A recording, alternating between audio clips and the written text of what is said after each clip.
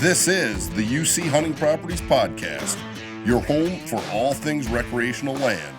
Our goal, to help you stand on your investment. Hey guys, welcome back to the UC Hunting Properties Podcast. Special guest with us today, Bear Davidson out of the Powerhouse Dynamic team of Bill Baker in Virginia. Shout out to Bill, he's a stud.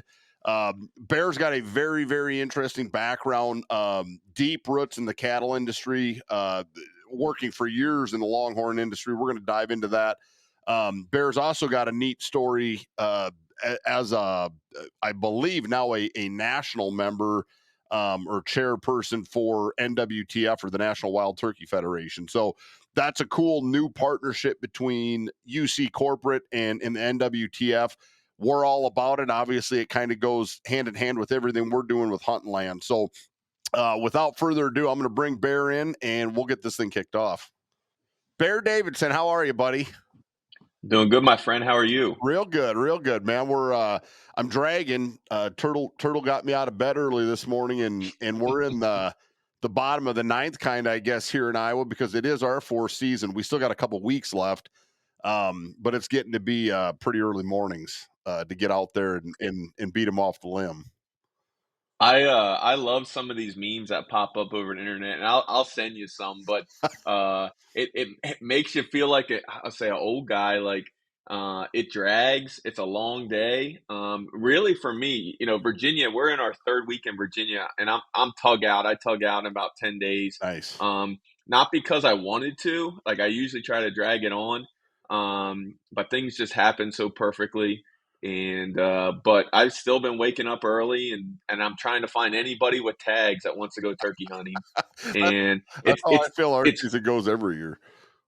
Yeah. So it's a great the season fits so well in the aspect of being a realtor, because I can jump up and run out to the woods somewhere and try to catch a bird gobbling, and if nothing's happening by 7 o'clock in the morning, roll on to work and get back to it. So it's a neat little mix. Yeah, it's funny. It reminds me of a conversation I had with Scott Lindsay, and those guys down there in Louisiana and Mississippi, they're tore up, right? I mean, plumb tore up with turkey hunting. And Scott said every day in their office, he goes, at some point or another between 10 and 2 o'clock, he said office doors get closed. And it's like nap time, because I've heard you guys talking about that. Every one of them, have been grinding it out, and they don't miss a day. I mean, they take turkey hunting about as serious as I don't know. I would say we take deer hunting or whatever, but it is fun and I enjoy it. I don't know why a 20-25 pound bird that's bellering gets a guy as fired up as it does, but it there's nothing like it. I mean. And I'd maybe say the only thing that's better is when you got a big bugling bull elk in front of you ripping off. But so I'll tell you that I'll start turkey hunting in March, and I'll finish probably the first week of June up in Maine.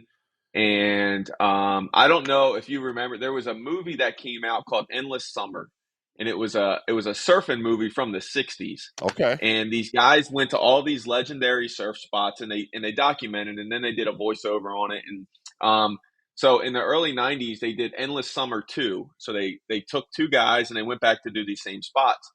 And introducing these guys, one of them was a high school dropout. And the reason that he dropped out of high school is because the thought of all those waves crashing and him not being able to surf them, his heart couldn't take that. And dude, that's like turkey hunting with me, man. If I can't, and I've missed 3 days of turkey hunting this season.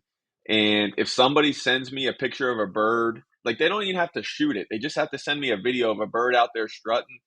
Boy, it sends me in a tailspin. That's and I get so upset that they're out there and I'm not out there. Yeah, it's and it does seem like every year, and I don't care what hunting season we're talking about, it seems like the anticipation leading up to it seems like it's forever. And then it's here. You almost burn yourself out during it, and then it's gone, and you can't wait to do it all over again next year. But no, super cool. Like I said, we got a couple weeks left. One of these years you need to draw Iowa, dude, and come on up here and put a hurting on one of our Easterns. I don't even need to draw. I'll just come hunting with you guys. I don't have to take a gun or a bow. I just like to be a part of it. You I got it. mean, and that's what I'm doing in Virginia is walking around without a gun. Like it's just, and it's a lot lighter, surprisingly. True. But I enjoy the heck out of it. Well, you ever want to come up here? You got an open invite. We got plenty of them running around. So, I um, appreciate that. Bear, like I said, I mean, I kind of opened with this, and I mean, you do have a very unique background, especially given that, like, I would consider you young still, but yet you've done a lot. Like, it's almost like you've had three different careers blended into bringing you to where you're at in your real estate career. But give us a little background, Bear, on you personally, but also, dive into some of the professional side, because I'm pretty enthralled with the whole Longhorn thing. I'm also pretty enthralled with how you got so involved and quickly involved with NWTF at a national level. A lot of things going on, and like I said, the one thing I'd want you to hit on too is how you and Billy Baker got hooked up, because we love that guy. So I love Bill too, and Bill saved my life. So when I graduated college, I graduated with a marketing degree. I had a business that I started in college, a house painting business that was doing really well. Um, in 3 years, I grew it from me cold calling, knocking on doors to I had about 52 people working for me full time. Oh wow. And I went to school for 6 years. No, I'm not a doctor, but I went to school for 6 years. And the last three, I really blew this business up. And my goal was I went to school outside of the Philadelphia area, was to take my business model and replicate it in Columbus with a great friend of mine.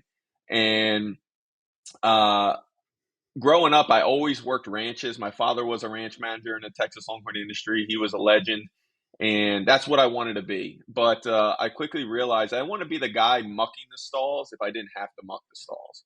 So I had a 10-year plan to retire and then get back into ranching myself rather than working for somebody.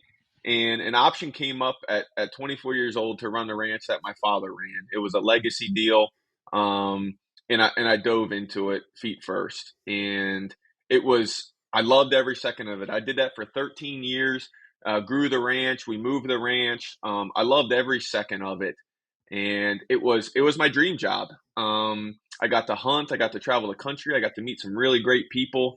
I got to grow my marketing side of things, I got to grow my relationship side of things, and I really enjoyed that. And but there came a time where I kind of realized I wasn't going to grow anymore from that. I kind of peaked out, um, and unfortunately, I left it. And What I wish I, Bear, I want to ask you, like, I mean, to your point, you're Mhm. saying I kind of peaked out or whatever. What was that trigger in your mind that said, and I'm saying, like, I've had enough, or, like, to your point, I'm tapped out. Like, what was there some event that triggered that, or was there a bigger vision in the background, or like, obviously you had some level of an epiphany, per se, but I'm Yeah. just curious. It was really financially, right? So, a ranch manager is not the greatest paying job. Like you live a wonderful life, and but at that time when I left the ranch, I was 38 years old. I think I was 38 or 37, and I was working a lot. I was working 3,000 hours a year, and making 120, $130 a day. And I had some side jobs. I created a consulting business, which I still have. We're going on 9 years. I was part of a sales and promotions company. We did Texas Longhorn auctions all across the country, and I was working a lot. I was living a great life, but I was really starting to think about where was I going to be in 10 more years, and it wasn't going to get me to where I wanted to be. Sure. Um, so that was kind of the epiphany, and like I said, I wish it would have ended differently. There was some relationships that were broken, um, and if I could go back in time and fix that, I absolutely would because I'm still heartbroken over it. And the day I talk about Bill Baker, the day I left the ranch, I used to joke that if I ever did life again, I would become a real estate agent because I would go play golf or I'd go hunting somewhere, and it seemed like everybody I ran into was living their best life, and they were real estate agents, right? They weren't necessarily a 9 to 5. Sometimes they were a 5 to 9. Yeah. But they had the freedom to kind of work the hours that they wanted to work to get the results that they wanted to get. And my personality is very OCD, like Talladega Nights, Ricky Bobby. You're either first or last. Amen. I will die on a treadmill to beat you in a race, like just to say that I won. Sure. So that's just the type of person I am, so I realized that I kind of had to figure out where I was going to be in 10 years. Like what was the me 10 years from now going to say? And so I serve on the board of the NWTF. I serve on the national board. I'm not a chairman yet, although that would be wonderful one day if they decide that I'm a fit for them. But I serve on with a gentleman named Chris Hinkle out of True North Realty. He's in Arkansas, and Chris is a great guy. And we're talking about podcasts literally the day after I left the ranch. And when I left, I didn't know what I was going to do. I had no plan, and which is terrifying for somebody 37, 38 years for old, sure. right? Like, yeah. So Chris and I were talking about podcasts. We were in Augusta, Georgia for a board meeting, and he told me to listen to his podcast that he was on, and I had a drive from Augusta to Austin, Texas, and I listened to the podcast, and what Chris was talking about in that podcast was kind of like where I was in life. And so I called Chris and I said, here's what I know about being a real estate agent, and you fill in the blanks. And 3 hours later, him talking, and I only talked for about 15 minutes, right? He said, you want to move to Arkansas? He said, I'll hire you today. And I said, I want to stay in Virginia. I like Virginia. And he said, okay, give me a few days. Let me call you back. So Chris called me and said, everybody I talk to keeps saying, you got to talk to this guy named Bill Baker. Bill's a legend. Everybody keeps saying Bill's a legend. So the information that Chris gave me, I put together. I'm unemployed at this point, really. Like, I'm not collecting a paycheck. So I put together a cover letter and a resume. I actually still have it on my desk today. I found it, right? That's awesome. So I put together this cover letter and I emailed it to him. And I get nothing. Like 2 weeks, I get nothing. And I'm still working on my consulting stuff, which is keeps you pretty busy. But it's not a paycheck type of thing. Right? It's a year type of thing. And so I'm working hard. I'm spinning wheels. Not really going anywhere. And so finally, like 2 weeks into it, I'm like, screw it. I get my suit on. I get my resume. I take that cover letter right there. I get in the car, and I'm going to Bill's house or to the office. Love it.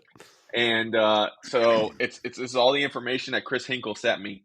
So I show up, and it's a farm, and there's no property, there's no office there or anything like that. Nobody answers the door, and I'm heartbroken again. I need a win, and life's just beating me down, and on so many levels. And I'm mad. I'm ready to fight the world. Like, I'm just waiting for something to go down, right? Sure. And so I call Bill. I leave a message. And Bill calls me back. And if you know Bill Baker, like, a lot of his conversations on the phone aren't very long. Gotta go by, and he hangs up on you. We talked for about 4 hours. Wow. And I was going through some stuff, man. I was going through a pending divorce. I left my career of 13 years. Like, for a 37, 38-year-old man, like, the world was crumbling in front of me, and I'm drowning, and it felt like everybody around me was watching me drown.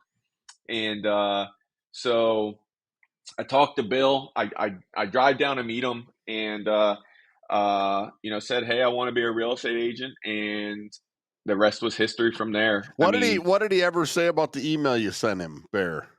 I sent him a wrong email address. So it had an inactive email address from whatever Chris found online. The address was wrong and the email was wrong. So he never got that. Which, well, if you said that, and I'm like, that would shock me. If Bill yes, Baker, right. That's not Bill. Right. Exactly. So I talked to Bill, and I live about 3 hours away from our home office, right? I go down once a week. And really to gain experience, I wish I was at the office every day so I could take those little tidbits as a new agent from everybody, right? I don't need to recreate the wheel. I just need to take what they do really well and apply them to my own business.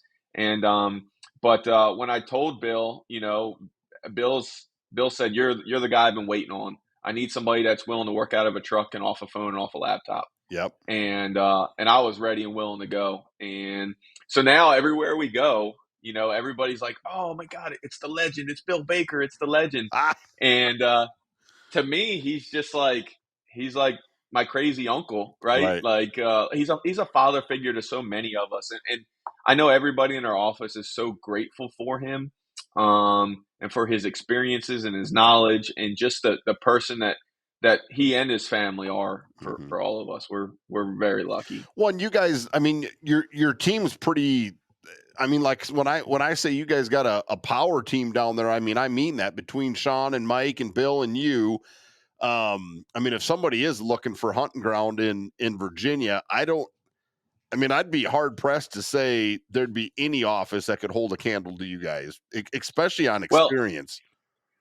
and we got JR too. JR Webster is a new agent. He came in just before me, and JR's firing as well. And JR and my idea is we want to pace all these other guys. We want to push them, and Yeah, rising tides lift all ships. And 100%. I mean, just the little history that you and I have, right? We started communicating in July of last year, and even this winter and this spring about pushing UC in Virginia, and you being really tight-lipped because we had the excitement going on with Realtree that you weren't allowed to talk about yet. Right, right, And right. you'll have to talk to Sean about this, because I was like, we're either gonna work with Kurt or he's gonna hate me, one of the two, because I'm gonna push him so hard that he's either gonna want to fight me or shake my hand. Oh, that's funny. And come to find out is that you guys had all that going on, and you couldn't really answer the questions that I was asking, and then it was probably killing you as much as it was killing us. But Well, that's yeah, why man, we got when we ran into convention, the first thing I wanted to do was like quasi apologize to you because it wasn't like really all I was trying to do, Bear, was slow play it, right? Because I didn't know what I didn't know, right? I mean, we were in mm, negotiations and working through that deal, and I knew instantly you were somebody we wanted to be working with and help you grow your business. But at the same time, like I couldn't even let the cat out of the bag yet because there wasn't one yeah, in there. Like we were yeah. working on it. But it's just funny how timing works out. So I mean, regardless, dude, I'm glad you're on Team Good Guy, and I'm glad the partnership with Realtree all happened the way it did.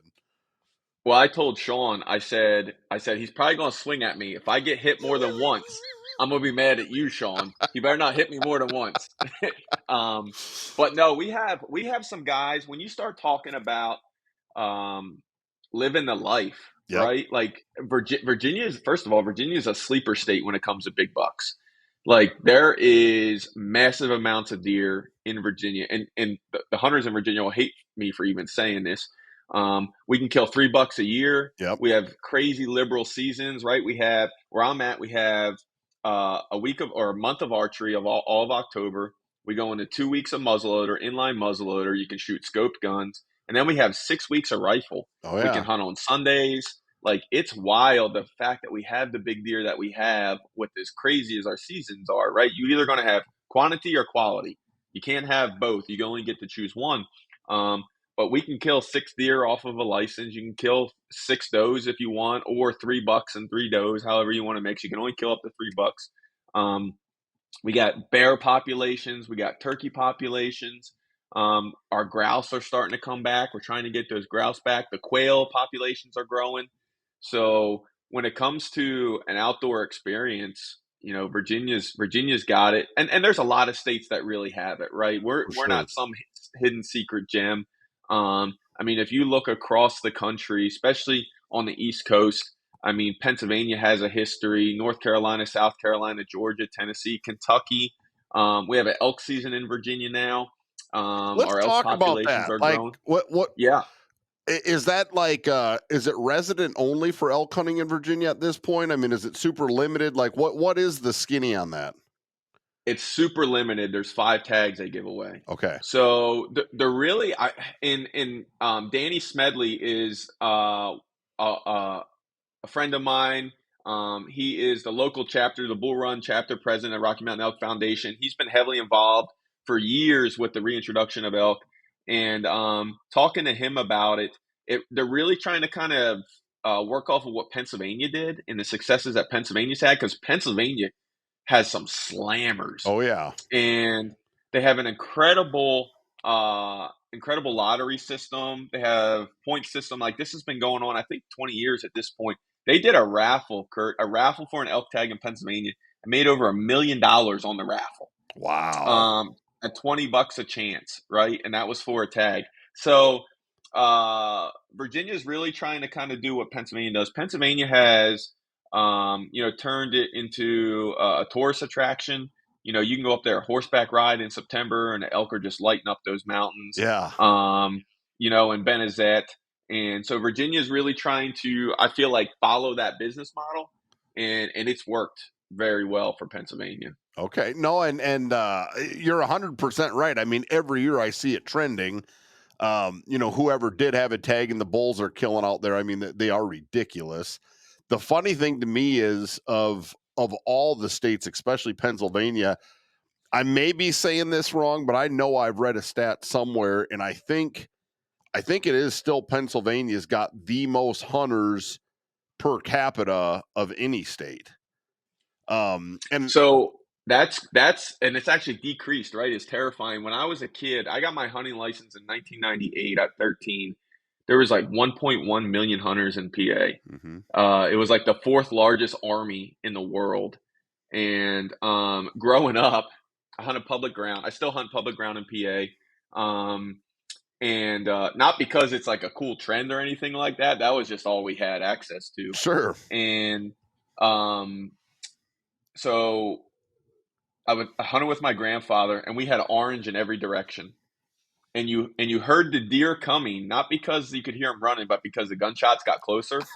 And then here they come, and like, get ready, because it's the Wild West. And I love the traditional aspect of PA. I still go up there. Like I said, I'm going up this week. This weekend's the opening of turkey season, and just love the culture of some of those states. I'll tell you, I was let down when I came to Virginia, because they don't have the anticipation of those opening days, right? The opening day of deer season, the opening day of bear season in PA is a holiday. And those little towns just blow up with people. When my grandfather started hunting, this was in the late 50s, there was no deer in southern Pennsylvania. They were Okay. all in northern Pennsylvania. So the camp culture really blew up. And the mass migration to go to camp happened, Sure. where guys would get in a pickup truck and drive 4 hours to camp. And we still do that. I'm 6 hours from my hunting camp.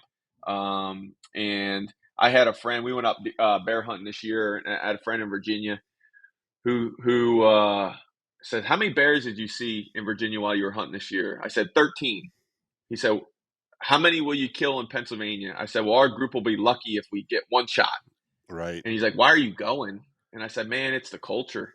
Like, it's the people." And honestly, that kind of resonates in everything, right? That's why United Country's been so wonderful for me. It's the culture, it's the people. That's why the NWTF has resonated with me. It's the culture, it's the people. And to be able to bring those cultures and those people together to have the same mindset and the same wants, Yeah. man, we're just able to kind of grow our reach and our impact. Yeah, I'm glad you brought that up, because I mean, that the anticipation of opening day, and I don't care, deer season specifically. I mean, growing up in Iowa, party hunting's a thing, and it's generational. Like, I even look at our the crew I still run with. I've hunted with those guys since I was 12 years old. It's I laugh at this now, but like, I was an outsider because I wasn't born into that group. But now looking at it, it's like my generation. So I'm 43. Our dad's age are these guys that started this thing, and they've been doing it since the 80s or whatever. And then obviously our generation came through, and we were the kids, we were the fresh legs, get out and walk. Yep. And now it's me and all my buddies' kids, starting to come in. So it's a 3-generation thing. And other than, I guess the downside would be, I remember, not that long ago, Bear, we'd never make the same run twice. We had so much land and access to so much land, we never hunted something twice. And the reality now is, I mean, we can make every run we have in a day and a half, so everything we have gets hunted multiple times. But it hasn't changed the feel of deer camp. Like it's the one, for sure, the one time a year almost everybody comes home regardless of what they got going on, so friends with professional careers all over the place, they're all back. Most of the time, like I said, now they're incorporating their kids into it, and it's more of a, I don't want to just make it about beer drinking, but I mean it's a social activity. It's a social activity. It's that camaraderie, and it's that anticipation that you don't know if that next run's when, the new state record's going to run over the hill to you. You just don't. And as much as I'm into and preach honestly about land management and, more of the management side and pushing for more of the quality over quantity, dude, I can't wait for that first, because there's runs 100 deer will come through. And because we get to party hunt and push them, realistically, it's whatever, 6-7 guys going at one end of the timber and 6-7 at the other end. And, here comes the herd. But I'm glad you bring that up, because if somebody's listening and hasn't experienced, deer camp, or turkey camp or quail camp, like, I don't care, but the concept of being with good buddies, family, whatever, and enjoying that together, and that being the root cause of what brings people together. Like, I guess at the heart of UC hunting properties, Bear, I don't know, that's the feeling we're all going for. I mean, above and beyond, how much did your bird weigh, or how long were his spurs, or what that buck score.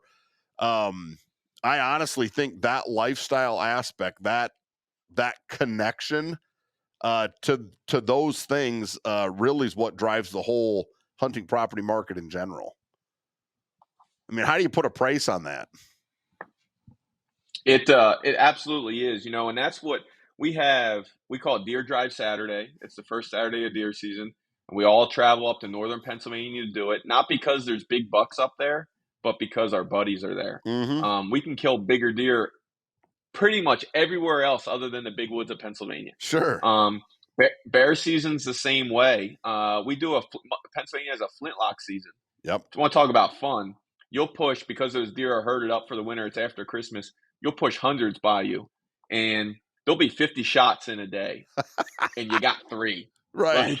Right. There's guns hang firing and stuff like that, and somebody forgets to put the powder down their barrel but seats the bullet. Oh, now we got to boy. spend 30 minutes trying to extract the bullet out. Like, it's a kerfluffle, but man, is it fun. That's And a perfect word. it's changed, right? It's changed because I see my generation getting into it so much more than probably my parents' generation. So I'm the same as you. Like, I didn't grow up in it. My grandfather hunted, passed away when I was 14. I had an uncle marry into the family who had his hunting buddies. Yep. He had his group. He didn't have any kids. He didn't need some 13-year-old tagging along and screwing up his hunt, but he always took me. And even to the point where I was afraid, like, talk about young legs, like, I had to do everything that I thought they didn't want to do because I was afraid they wouldn't invite me back. Sure. And there's a lot of nights, talking about beer drinking, I'd sleep in the pickup truck while they were in the bar night before deer season, because I couldn't get in the bar. I'd just sleep in the truck at 13 years old. They'd come out and we'd go to the next bar, and everyone's like, I can't believe they let you drive at 13 years old. I said, man, it was easier to get me out of jail than it was for them to get a DUI. And probably a hell of a lot safer to have you behind the wheel regardless. Yeah. Certainly. And now we were in the back roads of the mountains of Pennsylvania, and not that makes that okay, but I think the statute of limitations are passed at this point. I get it. Yeah, I get it. But I hated that, in the sense that I wanted to go to bed. I didn't want to roll in at 2:00 in the morning and wake up a couple hours later to go deer hunt. Like, I wanted to get some sleep. Oh yeah. But I did what I thought I had to do to get invited back. And they always took me, and we have that conversation now with my uncle. My uncle is actually going up for turkey season this weekend with us. And he said, well, you didn't have to do that. And I said, I was so afraid that if I didn't, you wouldn't invite me back. Like, I was like, whatever you needed, I was there to do. I thought you were going to tell me you were the guy gutting everyone's deer or something. I would do that too. But, you only screw that up once and they don't let you do it anymore. That is true. So My first gutting knife was an old Vietnam era, maybe it was a World War II era knife that it was a big blade. And like I mean, you want to clean out a deer, like that's not the knife to use. And it was almost the size of a small machete. And so I'd pull that sucker out, and because right, I'm a kid, right? I'm a poor kid. I used to have to hide money to order my stuff from Cabela's, and I'd put the exact change in the envelope and mail it off, coins in there and everything. And thank God no one ever stole my money in the mail system. I always got my products, but that's what I would do, and kind of learn and figure it out along your way. Sure, sure. Now, Bear, you're relatively new to real estate, but obviously you got your feet under you almost instantly. Um, Talk to us a little bit about where you're doing business. I mean, I think everybody's familiar with Virginia. I think anyone that's big into hunting knows. To your point, Virginia seemingly every year turns out some hammers. And I'll be honest, being a Midwest Iowa, big buck capital of the world. It's always shocking to me when I see deer come out of places like Virginia, and you're like, holy shit, that thing would rival a big buck anywhere. But Yeah. what what's the special factor with Virginia, and especially when we're talking about hunting properties out there? I mean, I get the liberal seasons. I get there's a lot of tags available. Um, what makes Virginia special? I mean, talk to us a little bit about. I mean, if somebody was looking for you know, uh, I guess I'm going to call it another state. I mean, are there advantages to non-resident landowners? I mean, walk us through the dynamic of Virginia a little bit. So there isn't any advantage to being a resident versus a non-resident if you want to own property, right? As far as the hunting seasons are concerned, I think you want to talk about the quality of deer. We have a lot of big parcels of ground still in Virginia. I mean, I live in Madison County, just north of Charlottesville, the central part of the state, and to have a 100-acre piece of property is not out of the question. For a lot of folks, there's still a lot of big ground. The property that backs up to the back of my house is 5,000 acres, and that's one big farm. And there's a lot of properties that have that opportunity to grow big deer. Um, I think one of the things too that really helps, and I noticed this from where I grew up in Pennsylvania, is there are people that don't let anybody deer hunt. So even with the liberal seasons, those deer can go and hide on places Sure. and do really well. They're not going to get killed. Um, so there's a ton of great habitat. Right, timber is a big part of our state. We have great oak stands. We have a lot of agriculture. Our soil is really rich, much like it is in Iowa.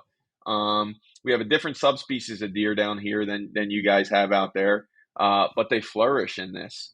Yeah. Um, Turkey's the same way. I mean, farming is a big part of Virginia. If you're an out of state, resident that wants to own property in Virginia, it's easy to have somebody farm it. I mean, everybody's always looking for ground, What are as what it are the probably is in main the Midwest. what are the main ag crops out there? I mean, what do you see most commonly out there? I mean, is it all corn It's bean it's rotation? It is in my country. A lot of cattle. Virginia produces a lot of cattle, especially over in the valley on the 81 corridor. You get down towards like where our office is down in Clarksville. It's a lot of tobacco. Hmm. Um, so when you get a little further south, you kind of get into pine country. You get in a little different soil. It still grows monster deer. Um, Whether you're for or against baiting, there's no baiting here. So, you're not going to pull deer off of properties unless you put the work into it. Um, but it's mainly corn and beans, a lot of hay ground, a lot of cattle ground. Sure. So, but our topography is so good too, right? We have draws, and it's not flat ground. There's a lot of rolling hills. We're in the Piedmont of Virginia here, which is right at the base of the mountains, and it's beautiful country. Well, and you guys are also known. I mean, there's some big cranker bears in Virginia. I mean, it seems So that's another thing I when see you every year. Some monsters coming out of there. when you look at the bear population, especially, we got this idea. I think it's kind of a public opinion that bears hibernate, right? Like, but it's a supply demand curve that these bears have. Is like, is it worth staying awake through the winter if the food's good, right? So they have this system in their body where their body recognizes that they're not taking in enough calories for what they're doing, so it forces them into hibernation. And the further south you go, the longer these bears stay awake, and the longer they stay awake, the more food that they're going to eat. That's right. I mean, Hyde County, North Carolina, produces absolute slammers. It's probably the if you want to kill a monster bear, like, you go to Hyde County, North Carolina, and they got the food and they got the weather. We've been And talking to Chris Respis down there about that, you know, and wanting to do something down there with him and his crew. And I mean, dude, he was showing me some pictures at convention, and the bear almost looked fake. They get so big. just Google it. Google Hyde County bears, and it'll look like an Angus pasture. There'll be 40 bears in a field eating. Right. Like, it's insane. They live in these big swamps, and bears are unique critter. I'm going to Canada here in a few weeks. A friend of mine, Cody Robbins, has a hunting company. Very Live to Hunt. familiar. He's got Cody's a great friend of mine, and to go up there and chase bears in the dark timber of Saskatchewan, and you can go all the way down to Florida. I don't know if Florida has a bear hunting season yet, but they grow some monster bears in Florida, and Virginia's the same way, right? Everything's about habitat and nutrition, and we have it all. I mean, Virginia's a great spot. Yeah, just and I'm glad we're having this conversation, because I mean, Virginia very seldom, although you guys are tucked right there. I mean, Kentucky's known obviously for exceptional hunting. You're a stone's throw from there. Yeah. And for whatever reason, Virginia's left out of most conversations about, like, whitetail destinations. But seemingly every year you guys, keep turning them up. So It's I not think very there's a missing commercialized link. in Virginia. There is.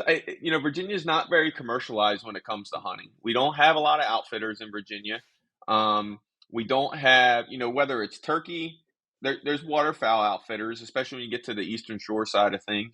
But there's not a lot of turkey outfitters. There's not a lot of deer outfitters. There's not a lot of bear outfitters. So it's not the commercialized side of things. Sure. And it kind of falls under the trap of, a lot of people want to keep it a secret. They don't want people coming in and buying up land, and as you know, one of the biggest things we face, and we face this with the NWTF, is access. And a lot of people are buying land because they're not having access anymore. Mm-hmm. Right? I talked to a guy, and he had, at one point within his county, at one point or another, whether he crow hunted or coyote hunted or deer hunted, that he could step foot on was about 44,000 acres.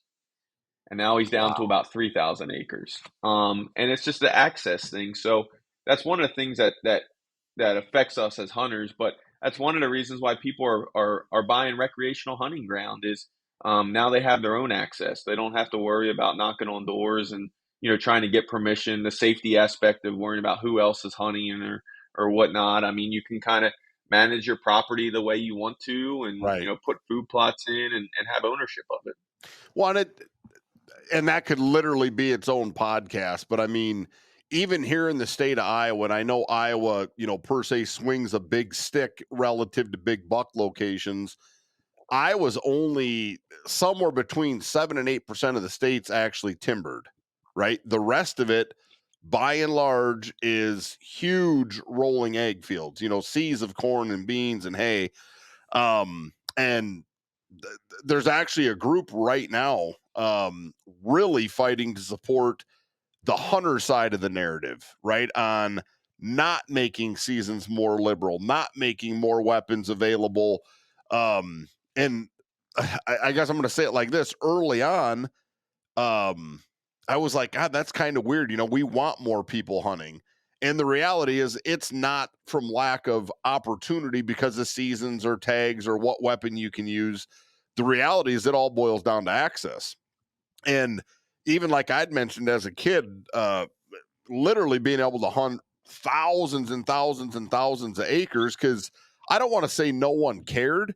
It was different, and now what's happening with private land ownership is truly just insulation. So a person that's tore up with the lifestyle and wanting to grow and foster and get deer big and mature, for that matter, a big part of that equation is just pressure, right? And it there's a very happy medium to this thing because I'm with you on the access thing. But on the flip side, I mean, like, I don't know, here in Iowa, I mean, there's a bazillion farmers that would let you on literally because they want their deer killed, or, they don't care about the Hmm. turkeys or whatever. But on the flip side, I think as things get chopped up more, there's more people like trying to insulate what they have, and whether that's a 40 or Yeah. a 400, that's why they have it. Hmm. So it's this weird balancing act. So I know exactly what you're talking about. Like, and I truthfully, I think it's everywhere, right? I mean, maybe with the exception of you get out west, there is so much public ground out there. Yet knowing, a lot of landowners out west, I mean, same thing. People always think the grass is greener on the other side, right? So I don't know, but Yeah. Well, you I, get into things like that fence jumping, that corner jumping situation. yep, People get pretty possessive. As hunters, we're kind of our own worst enemy. We want more hunters, but we don't want them hunting our deer or our turkeys or our ducks you or our got it. geese. Um, so we want the money, but we don't want the competition. Right, right, right. It's very interesting. Even watching the infighting within the industry on, whatever, a traditional bow hunter versus the guy with the compound versus the guy with the crossbow. Like, who's right or who's wrong? Like, it's very debatable. Yeah. Yeah. That's a whole nother conversation. And you can get on Facebook and get down those wormholes Oh yeah, and waste a lot of time just even reading comments. But we are our own worst enemy in a lot of fractions. And that's, you know, part of that's why I really got involved with the NWTF. Um, I went to my first banquet in 17, just as a banquet goer. And we had moved to a new county. We moved our ranch to a new county.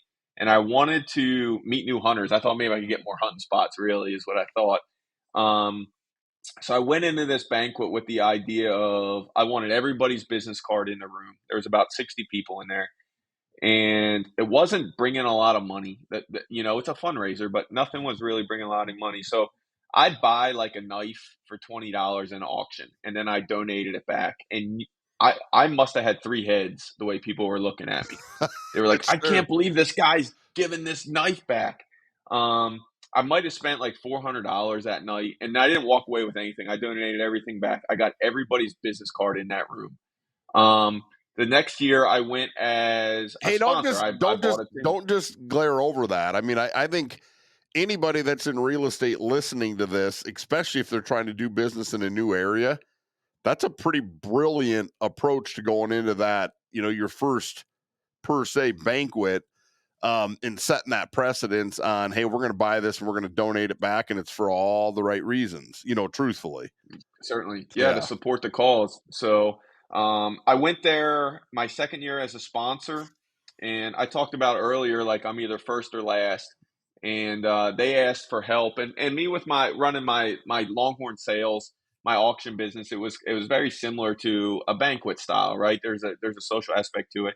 So I jumped right in, and we had goals. Our little local chapter used to be one of the best in the state of Virginia. In the 50-year history of the NWTF, it had declined drastically. So we had goals the first year of bringing it back to what it was once at one point. So we did that.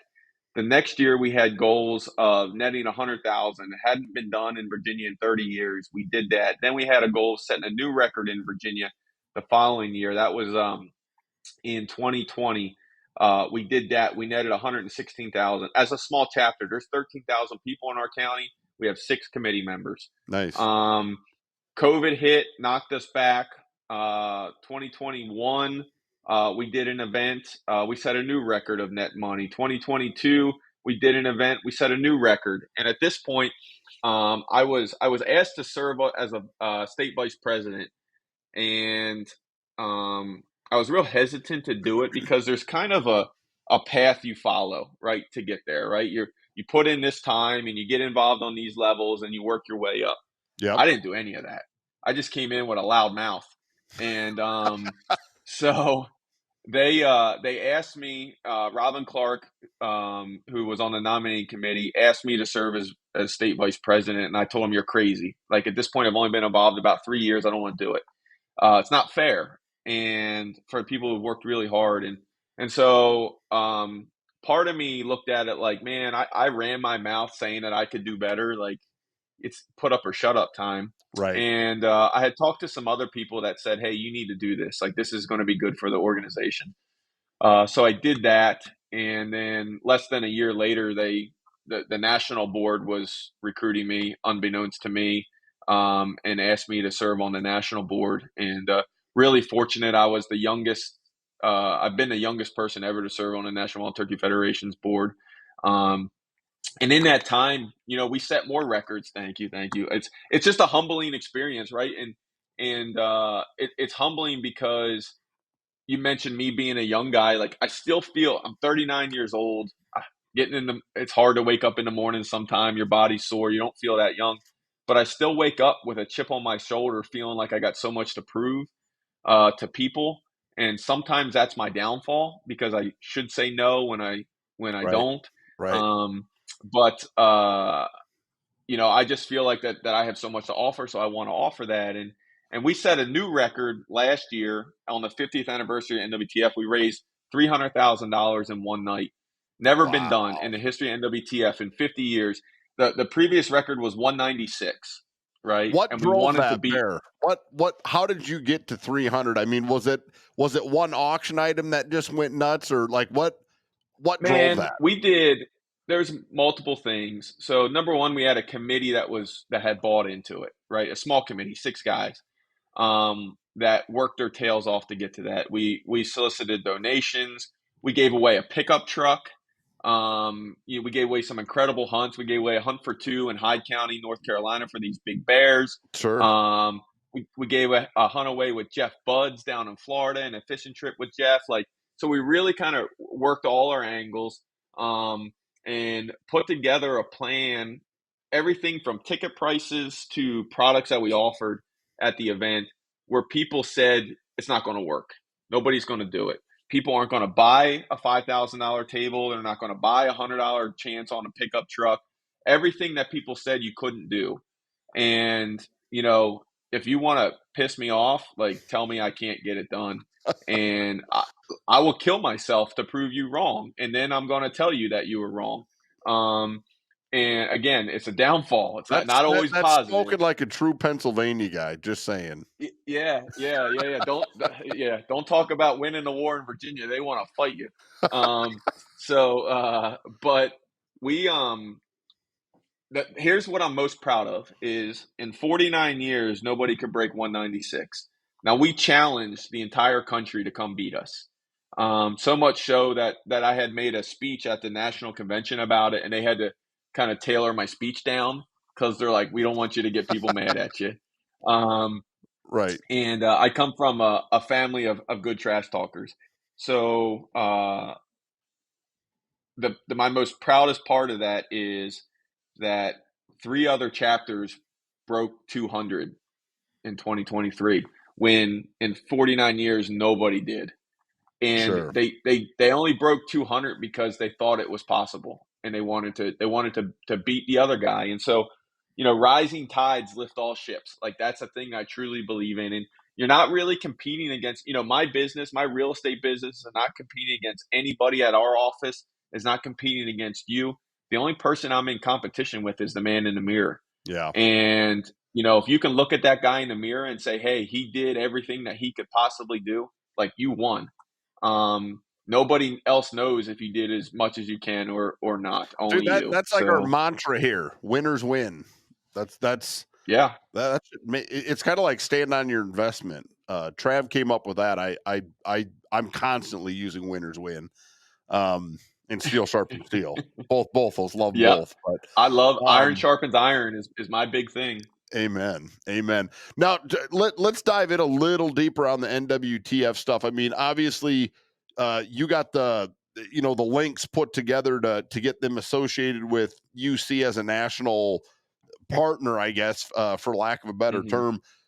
what does that mean? I mean, if somebody's listening that's slinging dirt anywhere in the country for us, what does this partnership potentially bring to the table? How do they get involved, Bear? I mean, uh, I'm arguing you're kind of leading by example, but I mean, I would encourage any agent or broker to be involved, dang sure at a local level, to support that, because I mean, it is a good cause, and you're raising all this money. I mean, what's NWTF doing with it? I mean, I guess I want to go down that rabbit hole with you a little more in depth. So Bill Baker and I are currently putting a plan in together. So we just announced this back in March, with our partnership, unprecedented, right? NWTF's never had a partnership with a real estate company like we have right now. And so from a local agent level, um, why wouldn't you immerse yourself in a philanthropic industry business background where it's the same people that you're selling to, right? So the NWTF member and the United Country real estate agent, we're walking the same path. A lot of 100%. times, I mean, we believe in the same thing. We're the same type of people. Like those are our people. It just makes our family gets larger, right? And on a local level, and this is something that Bill and I are putting together this year, as kind of a step by step guide to help these other agencies within UC, is to get involved on this local chapter level, right? We're salesmen, and most of these local committees are hurting for somebody that can sell, right? And so, what level do you need to sell? Really, what we're going to start off with is just going to these local events, these local banquets, and just running a game, running a gun game for them to raffle off a gun at one of these local, and just meet people, right? Build those relationships. One of the things that we have going on the national side of it is, we get access to the NWTF's 250,000 members, which is a huge portion of that. And then there's a small percentage that UC is going to donate back to the National Wild Turkey Federation. So while we get access to them, this is what they're going to get back from us. But it really allows you to build on your local chapter level, is to build just more relationships, right? You join a country club, you go to a local American Legion, like you do all that stuff so you can build your business and build your contact base. If you're selling hunting properties, why wouldn't you go to a room full of 400 people that hunt? You 100%. know, Yep. that's Or just our dang sure people. support hunting, right? Yeah. Yeah. Well, and we dove into it. So I got notes here because, man, I live this stuff, right? So Right. we want to talk about like the hunting heritage side of things, and as I'm looking at my notes, so the NW teamed up with the Council to Advance Hunting and the Shooting Sports on a landscape level campaign. It's called the Hunt for Good, and this is going to come out in 2024. And it's not just the NWTF type of thing. There's other organizations that jumped on board because they know the value of this, and it's not to recruit more hunters, but it's to get people to recognize the value of hunting, right? So the Yep. Western Association of Fish and Wildlife Agencies, the U.S. Fish and Wildlife Services, Rocky Mountain Elk Foundation, Pheasants Forever, Quail Forever, NWTF, Ducks Unlimited, Archery Trade Association, Association for Conservation Information, and there's multiple other fish and wildlife agencies that joined in to promote this. But a lot of So heavy here's a some lot of heavy hitters on that list, you know. And here's why, right? Because the approval for hunters, right? This is a population trend, right? And as an election year, it's important that we don't lose our hunting right. And I say right is a loose term. We don't have the right to hunt. Like there's nothing in the Constitution that says that. That Yep. that could be taken tomorrow. And if the average person understood the thin line that is walked every day where hunting could disappear, like it would terrify them. There's a quote from Men in Black where Tommy Lee Jones says that the average person has no idea how close the world is coming to an end on a daily basis. Like that's hunting, right? So the approval of hunting is decreased by 10 million people this year. The approval of target shooting has decreased by 8 million. Now these aren't people who are hunters. These are people that just don't approve of it anymore Right. for whatever reason. Disapproval of hunting has increased by 13 million. Disapproval of target shooting has increased by 15 million. And so when it comes to the election side of things, those are people that if the hunting side of it is a big part of the reason they vote one side or another, we lose that. So this hunting heritage side is what we all live. You might not be a hunter, which is okay, but if you live in the country and you like seeing wildlife and you like seeing habitat, at some point that stuff can go by the wayside. We have Well, and I uh, don't think. I mean, again, I'm not trying to go down this rabbit hole because again, this could be its own podcast. But what the general public doesn't understand is through things like the Putnam-Lacey Act or Putnam-Lacey Act, and people buying hunting and fishing license, almost all that money is what drives all the conservation efforts. And obviously clubs or organizations like NWTF and Pheasants Forever and Whitetails Unlimited, we go right down the list. That is in a sense a fraternity to support the lifestyle and the legacy and the heritage of what we all enjoy. And I don't rip anyone that doesn't understand that, because if you didn't grow up in it or get introduced to it, you don't know what you don't know. But in the same, we got to realize there are organizations out there adamantly working to shut hunting down yeah. 100%. So, Less than 5% of the population of the United States hunts, mhm. and it's becoming more and more because it's passed down through the family, and as the family stop doing it, it stops, and so this is not to uh, gain more members in the hunting community. It's really just to educate people on why people hunt. I mean, to your point, hunting is the only program that is self-funded within the United States. It's Yep. 100% self-funded by hunters through license sales, through Pittman Robinson money. The amount of dollars that they bring in, I got it put here somewhere. The amount of dollars, I think it was seven, or maybe I did it I've right here. seen I've seen stats that 85% of the conservation efforts literally funded through everything you just mentioned. So I mean it's mission critical, and that's why I mean I really applaud you, Bear, for stepping up and going as far as you went with NWTF.